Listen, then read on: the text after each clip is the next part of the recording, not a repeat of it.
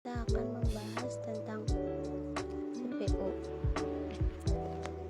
CPU atau Central Processing Unit adalah komponen keras atau perangkat hardware pemroses data utama dalam sebuah komputer.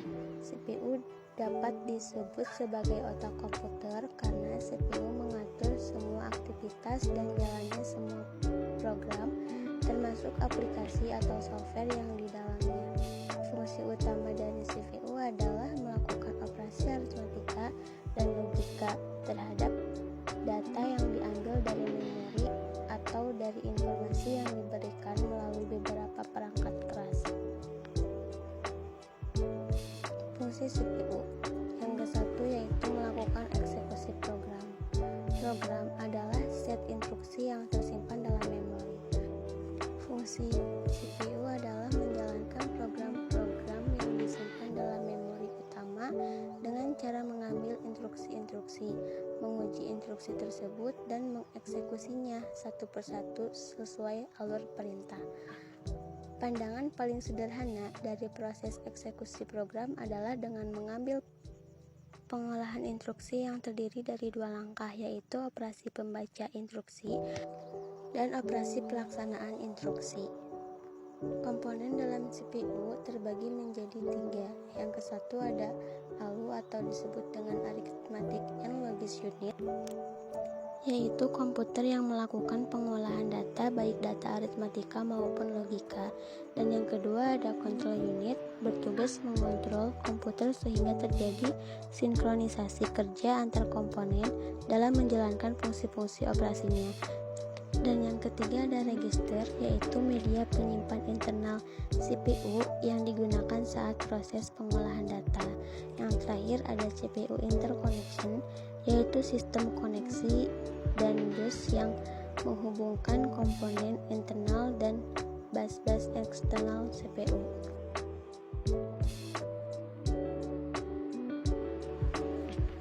Pada setiap mikroprosesor CPU selalu terdapat 3 sistem bus dasar, yaitu data bus, address bus, dan control bus.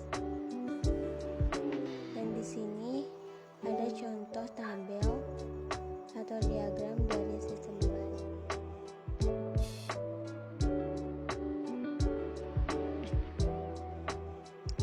Set instruksi adalah kumpulan instruksi lengkap yang dipahami oleh CPU kode mesin binir, biasanya diwakili oleh kode rakitan. Set instruksi juga disebut dengan ISA, Instruction Set Architecture. Set instruksi didefinisikan juga sebagai suatu aspek dalam arsitektur komputer yang dapat dilihat oleh para pemrogram. Secara umum, ISA ini mencangkup jenis data yang didukung, jenis instruksi yang dipakai, jenis register, mode pengalamatan, arsitektur memori, penanganan interupsi, eksepsi, dan operasi input-output eksternalnya jika ada. Format instruksi dan format data perbedaannya hanya dapat dibedakan oleh register. Apabila data yang diambil dari memori tersebut adalah instruksi, maka register dapat melakukan operand fetch.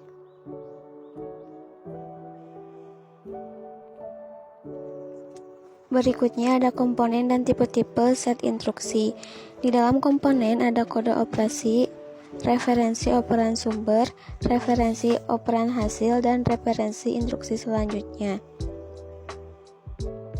Sedangkan dalam tipe-tipe ada data processing, data strike atau main memory, data movement atau input-output, dan yang terakhir ada program flow control.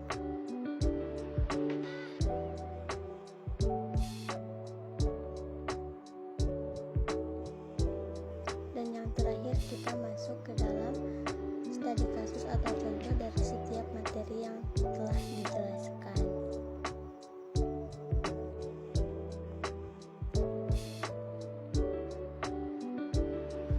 Yang ke-1 ada studi kasus atau contoh evolusi dan kinerja komputer.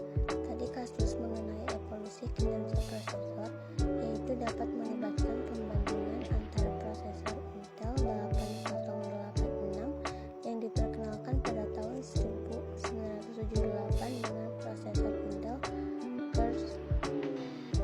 terbaru. Intel 8086 memiliki kecepatan clock yang relatif rendah dan hanya memiliki satu inti pemrosesan. Jadi, Intel termasuk studi kasus atau contoh dari materi yang ke-1. Studi kasus dari materi yang kedua yaitu ada contoh soal dari bilangan biner, yaitu berapa nilai biner dari bilangan 168, di mana pada baris terdapat beberapa kolom yang mewakili nilai eksponensial bilangan basis 2, dimulai dari 2 pangkat 0 yang sama dengan 1, kemudian berlanjut pada 2 pangkat 3, demikian seterusnya, hingga mendekati nilai yang dibutuhkan dalam satu oktet atau 8 bit yang dimulai dari 2 pangkat 0, maka diperoleh nilai tertinggi 2 pangkat 7 atau sama dengan 128. Nilai hasil pemangkatan atau eksponensial dari baris pertama diletakkan pada baris kedua, ditandai dengan warna oranye. Kemudian pada baris ketiga kita letakkan angka 0 atau 1 sesuai dengan nilai yang ditanyakan. Dan selanjutnya yaitu studi kasus yang ketiga.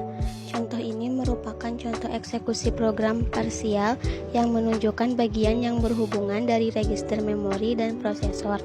Dapat dilihat bahwa pada alamat 940 dan 941 merupakan dua bilangan yang dijumlahkan. Maka untuk langkah-langkah phase cycle dan execute cycle diperlukan pada contoh di atas. Dibutuhkan masing-masing 3 phase cycle dan execute cycle. Untuk menambahkan isi pada alamat 940 dan alamat 941, maka dapat dilihat dengan semakin besarnya memori pada CPU akan makin mempercepat proses operasi aritmatika yang banyak dan kompleks.